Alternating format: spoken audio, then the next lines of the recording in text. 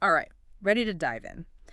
Today, we're looking at divorce, specifically Dutch style. Divorce Dutch style. Yeah, we're going deep on this YouTube video by Jerry Seshi all about um, what it looks like to call it quits in the Netherlands. You might be thinking divorce for a podcast. That's a little heavy, isn't it? Okay, But trust me, this deep dive is going to reveal some pretty surprising societal trends. okay. I'm intrigued. Lay it on me. What's the first thing that really kind of blew your mind in this video? Well, right off the bat, Seshi talks about this thing he calls the Dutch divorce calendar. And honestly, I was floored. A divorce calendar, what, like certain times of year are better for splitting up? Oh, apparently, yeah. Divorce filings in the Netherlands, they actually spike twice a year in January, February, and then again in September. Wow, so there's like a season for splitting up. I mean, why would that be? So the video suggests that it all comes down to holiday pressure and like not just, the stress of finding the perfect Christmas gift or whatever. Yeah. It's like the intensity of family time during the December holidays and then again in summer vacations when everybody's kind of cooped up together. Oh, yeah, battling it out over putting up the tent. Exactly. Or even worse, some assembly required furniture from, Oh, God, IKEA. IKEA. Exactly. Oh, IKEA will test any relationship. Makes you think maybe they should just hand out couples therapy vouchers with every holiday travel brochure. That's amazing. Like preemptive relationship maintenance. Right. But speaking of therapy, that's another thing that surprised me. Okay. The video actually downplays infidelity as like a major divorce factor in the Netherlands. Really? Instead, it's economic issues, like if one partner loses their job. So less about cheating hearts and more about empty wallets. That's really interesting. Yeah, it's pretty unexpected, right? Yeah. What do you think is driving that? Well, the video really digs into how financial strain can just completely throw off the dynamic in a couple. Sure. Money arguments, pressure on traditional gender roles, anxieties about making ends meet. Oh, absolutely. It all just gets amplified when finances are tight. For sure. And, some researchers even suggest that the Netherlands, with its emphasis on, being egalitarian, on economic independence, might actually be more sensitive to these financial imbalances in a relationship than other places. Huh. That's fascinating. So in a culture that values like individual contribution and shared responsibility, when you throw financial instability into the mix, Right. it really kind of throws off that whole equilibrium. Exactly. It makes you wonder if we're seeing similar dynamics in other parts of the world, too. For sure. That's a great question and definitely something to consider as, economic pressures are always shifting and evolving globally. Right. But here's another one for you, another curveball from this video. Okay. It mentions that women in the Netherlands often seek out partners with higher IQs. Wait, hold on. Is an intelligence gap like a deal breaker in relationships? Is that like part of the Dutch dating scene that I just haven't heard of? Well, not necessarily a requirement, but the video suggests that it can become a point of contention as the relationship goes on. Okay. Even if there's love and attraction initially, if there's a perceived intelligence gap, Right. whether real or imagined, Right. it can lead to feelings of shame or incompatibility down the line. And, it really makes you think about intellectual compatibility in a relationship. It's not about snobbery. It's more about feeling intellectually stimulated and challenged by your partner. Like you're both growing and learning together. You got it. And maybe in a culture that places a high value on education and intellectual curiosity, Right. that shared intellectual space Mm-hmm. just becomes that much more important. Right. It makes sense. But I'm also really curious about another point that the video raised, kids. The video actually presented children as a potential factor in Dutch divorces, Interesting. which seems a little counterintuitive at first, doesn't it? Yeah, you would think. But the video highlights how, disagreements about parenting styles and the constant struggle to balance individual needs with family responsibilities can just put so much pressure on a relationship. Oh, absolutely. And there's this one part where they share this really relatable story about a husband feeling totally overwhelmed by housework, even though his wife was working fewer hours. Right. It really just highlights the challenges of managing those shifting expectations around, household labor, especially when kids come into the picture. Yeah, absolutely. And I think it also points to something bigger in the culture, too. Okay. The video mentions how much Dutch couples value me time, Hmm? which, let's be honest, is not always easy to find when you have little ones running around. It's like this constant push and pull, right? Yeah. Between, nurturing a partnership, raising kids, carving out space for individual fulfillment. Exactly. And that's where communication or the lack of it Right. really becomes a factor. It's so true. The video kept coming back to communication as kind of this underlying theme in Dutch divorces. It doesn't matter if it's about, finances or parenting or even just finding time for yourself, all those unspoken expectations. Right. If couples aren't communicating openly and honestly, all those resentments can really build up. It's like that saying, assumptions are the termites of relationships. That's a good one. But you know what I thought was really interesting was when the video compared relationship counseling in Ghana versus the Netherlands. Oh, yeah.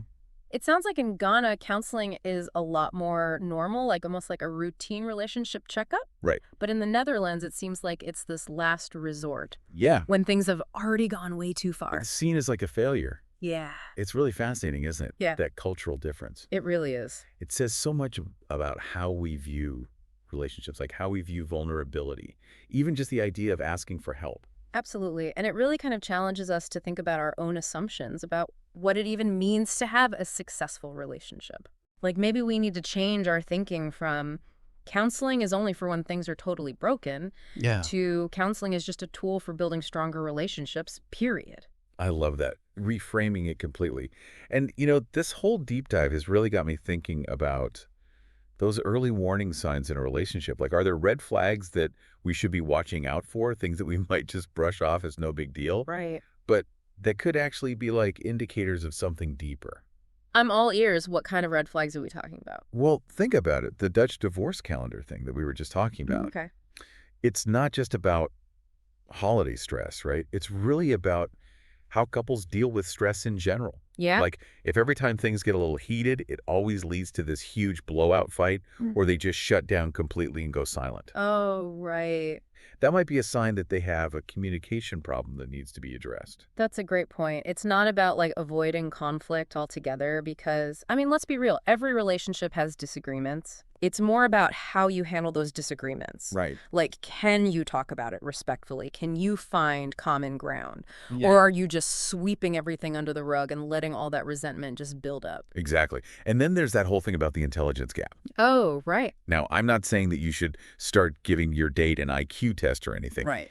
But I do think it's worth thinking about whether you and your partner are intellectually stimulating to each other. Do you have good conversations? Can you challenge each other's ideas? Or do you feel like you're always kind of dumbing yourself down Right. or talking past each other? Those are really good questions. And I think it's not even just about,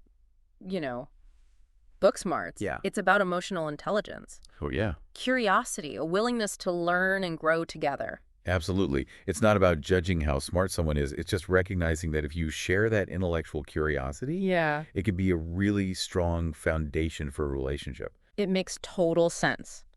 Okay, so we've got communication styles, how you resolve conflicts, intellectual compatibility. Right. What other red flags should we be keeping an eye out for?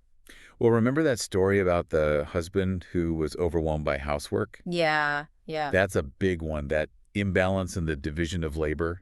Uh-huh. And that doesn't just mean chores. Right. It's about all of the responsibilities in the relationship, big or small, and how they're shared. So it's not about keeping score, like who did what. Yeah. It's more about just making sure that there's that sense of fairness and mutual support. Exactly. And again, it comes back to communication and being clear about your expectations. Yeah. Have you talked about how you imagine sharing responsibilities now and in the future? Are you guys on the same page?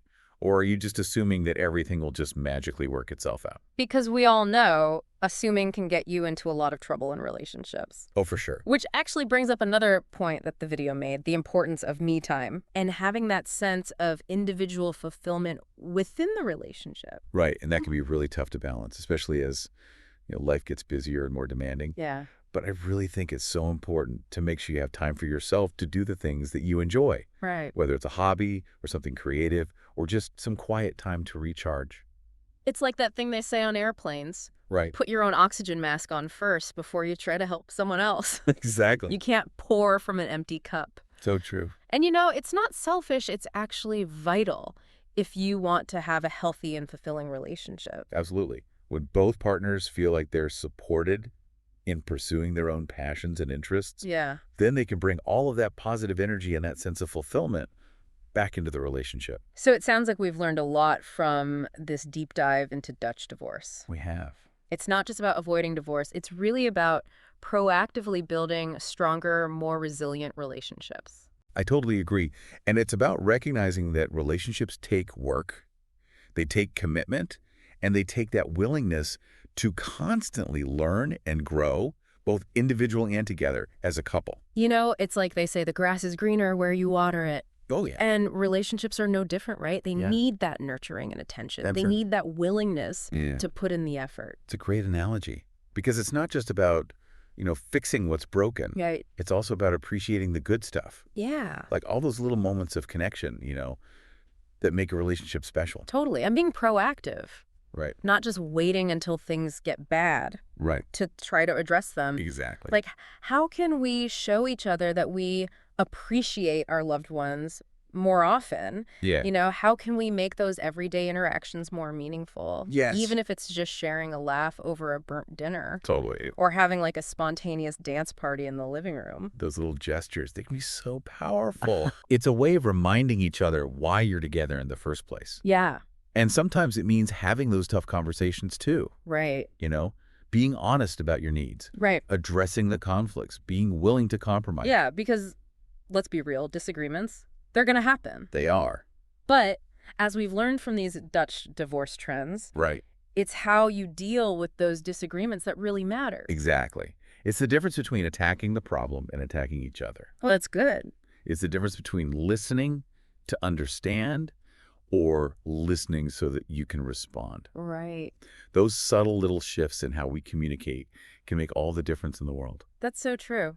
So as we wrap up this deep dive, I'm curious, what's like one thing that our listeners can do today to try to strengthen a relationship in their own lives? Oh, that's a great question. Okay, here's my challenge for everybody listening. Mm-hmm. Tonight, put away your phones, turn off the TV, and have a conversation with somebody you care about. No, I like that. A real conversation. Yeah. Ask them, how are you really doing? Right. And then just listen. Yeah. No distractions, no judgment, just be present. I love it.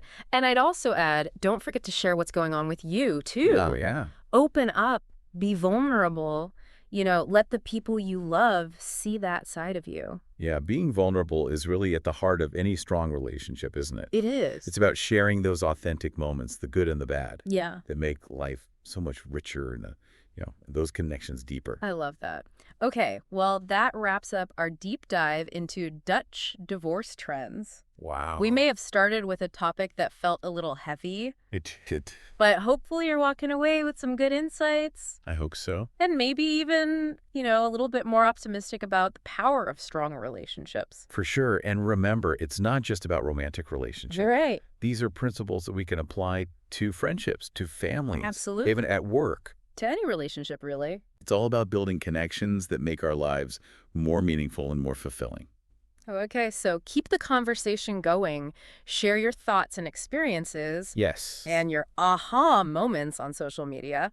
We'd love to hear from you. Absolutely. And until next time, keep diving deep Keep exploring. and keep nurturing those relationships that matter most. See you on the next deep dive. Bye.